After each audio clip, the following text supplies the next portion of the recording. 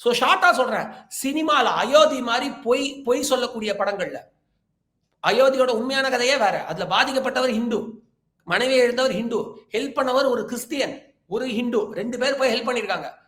இந்த அயோத்தி படத்துல வர மாதிரி அப்படியே மனைவி இழந்தாலும் நான் மதவெறியோட இருப்பேன்லாம் சொல்லல அவங்க.